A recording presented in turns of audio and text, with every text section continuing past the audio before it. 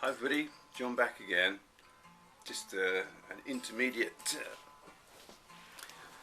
video showing some records that I've picked up. These are pretty much, these are the first records that I've bought that weren't ones I bought online since the pandemic started.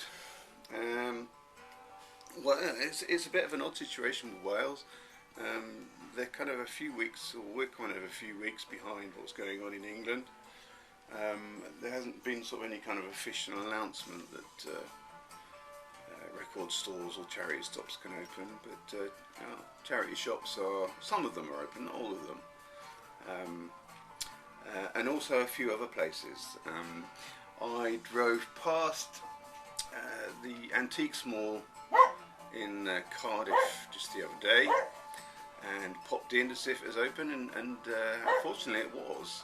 There weren't that many people in there, but I managed to come away with one or two nice little finds. Winnie, please stop barking. So I'm going to hold up a few of those. Oh, and since then I've also managed to pick up one or two little odds and ends in a charity shop that I'll show you at the end of this video.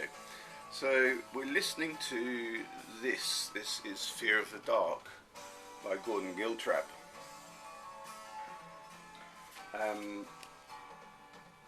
It's the second record of his that I have.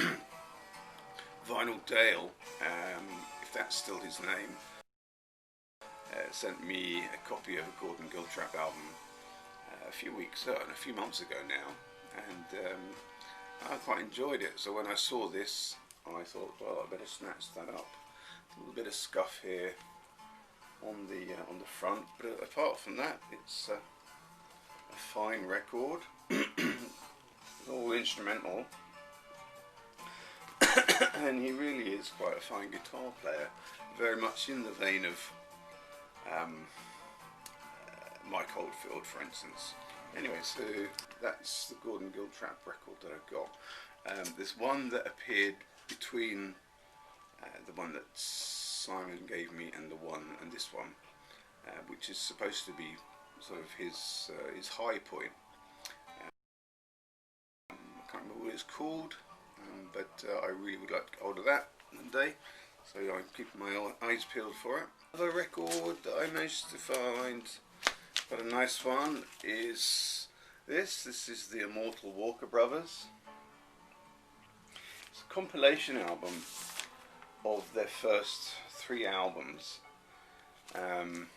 It's really only got 2 tracks from the third album, so it's mainly tracks from the first 2. I understand that after this they split after the third album and sort of started releasing solo records before they reunited sort of a decade later.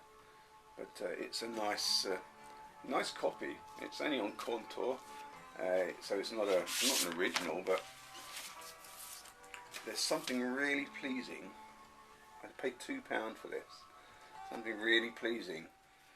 There's something so pleasing about turning up a dusty old record, you know, in a sort of place like an antique mall or whatever, and bringing it home, cleaning it up and playing it. And if you can, you know, salvage it and make it the best it can be, there's something really, really quite special about that. I'm really happy to have this record, and I'm really happy that I managed to make it shine again. Very nice to listen to, that is. Yeah, I've been reading up a little bit about the Walker Brothers. Just basically that they were an American group that you know, found more success over here in Great Britain than they did in their home country. It's sort of like the reverse of the British invasion, where, you know, a lot of British acts were going over to the States and sort of making a name for themselves. Around about that time, these guys come over and made a name for themselves here. This is quite a special find as well. Frank Sinatra at the Sands. It's a double live album. It says In Concert Sinatra at the Sands with Count Basie and the orchestra, arranged and conducted by Quincy Jones. I've got quite a few Sinatra records and they're great. I like them. I will say this though about this. It's a really satisfying record. It captures an amazing performance. I don't know how, I don't know how true it is, if there's overdubs or whatever. Probably not, because I mean it's big band orchestra, isn't it? And Frank Sinatra singing. But I listened to this the first time and was left feeling like, wow, if there was ever a Frank Sinatra concert where you wish you'd want to be at, this is it. He does pretty much all these big hits, at least all the ones that I'm aware of, that I know anyway, and the performances are really, really just, really out there. What more? I mean, sometimes, with a live album, it feels just like the same music you're getting on the record, perhaps with a little bit of reverb. Yeah, this is, you can tell, there's a sort of a difference. There's still the songs that you like, but they're sort of given a kick up the backside, if you like, a bit of an oomph for the live performance, and it's just really good. I recommend that for anyone that likes Sinatra. Check out this record. And again, yeah, this was another one that I'm quite happy to be able to bring home and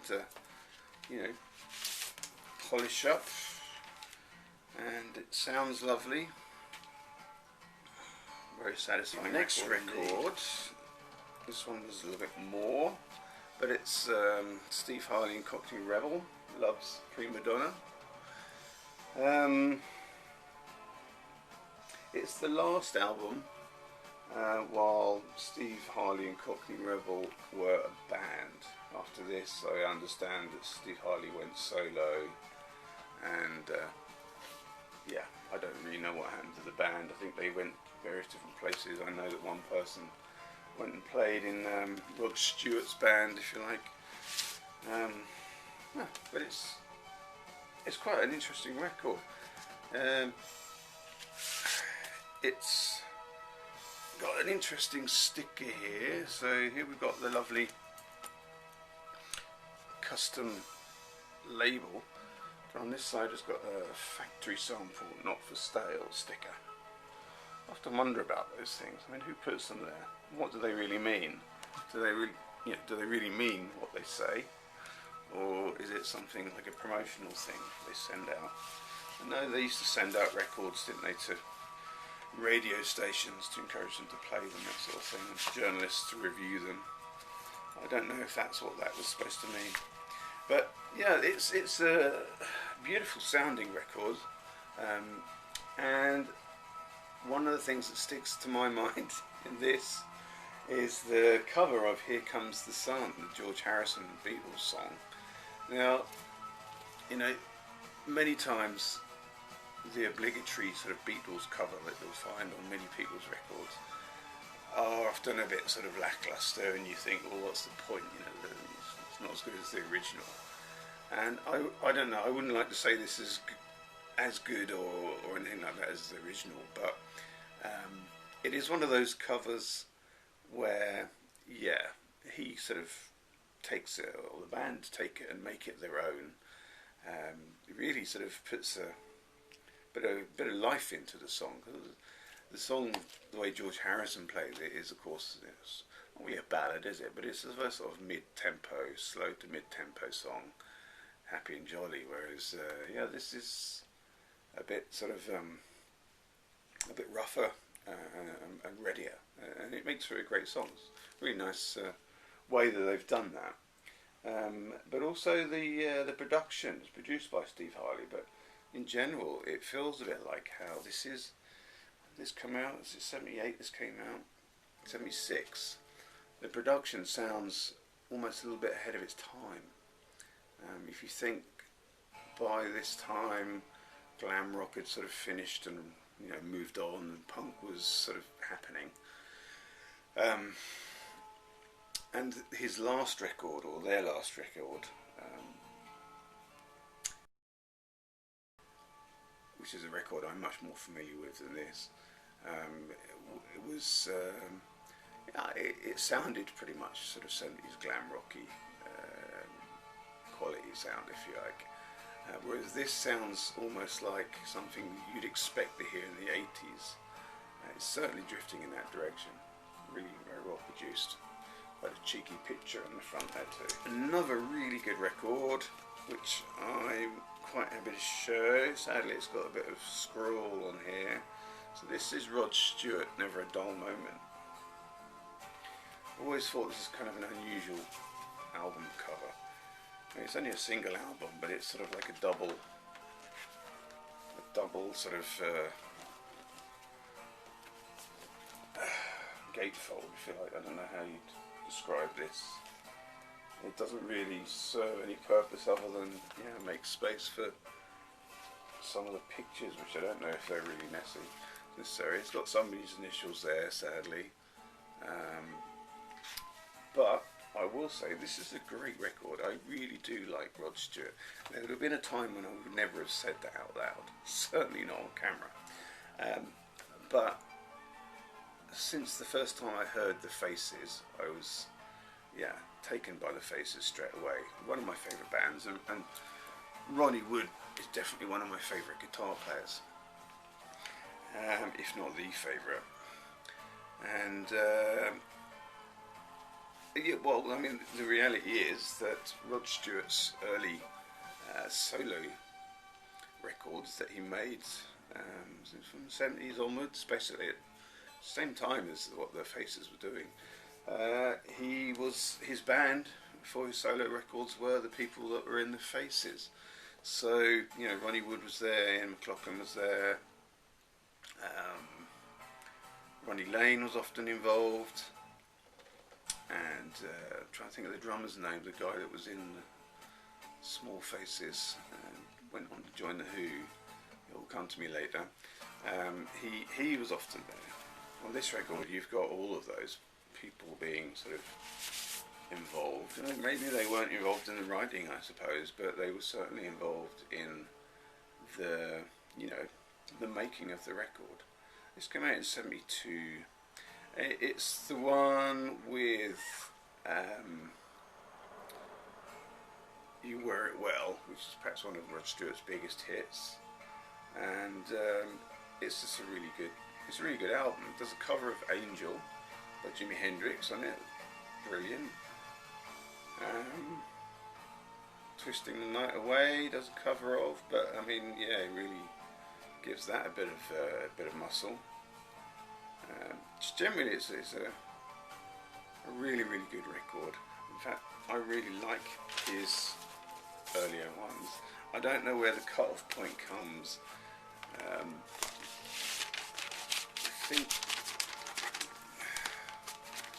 for me, once he gets to the spandex, leopard print spandex, Do You Think I'm Sexy, then I've completely lost interest there. But I still think he made quite a few records leading up to that point.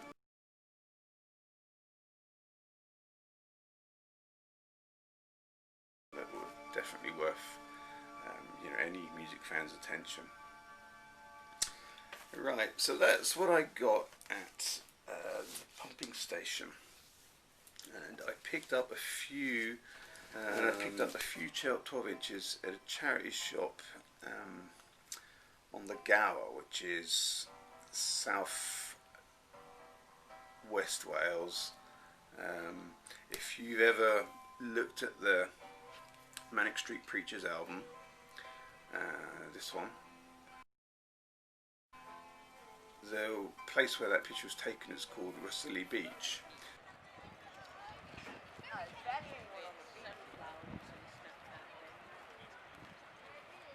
I bet you I could probably jump off that cliff.